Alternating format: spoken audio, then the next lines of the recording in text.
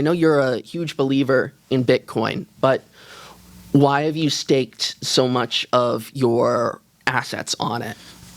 Well, of course, as I said before, it's just better money. So that's why, and I think cash balances will flow into it because it's better. So nextly is the idea that the government could just ban it, and it's not that simple because they tried to do this with the miners. The miners in China, it was something like 40% of the miners were in China back before they outlawed it, and then they outlaw it, and then the Bitcoin keeps running. The Bitcoin network just keeps running perfectly fine, and Bitcoin crashes when that happens, and it goes back up, and then more miners join the network, and it gets more powerful.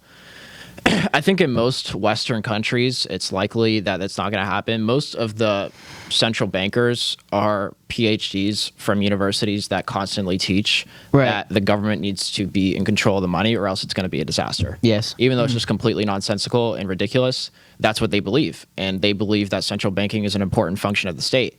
And you see, it's like a boiling frog. Like if you put, that analogy, if you put a frog in water, but not boiling water, and you slowly turn up the temperature, and eventually the water's boiling. I think Bitcoin's a good example of this, in that cash balances will keep flowing into Bitcoin, and the government doesn't really see it as competition. And I think it's already too late. But before you know it, Bitcoin is a larger cash balance size than the United States dollar and every other currency.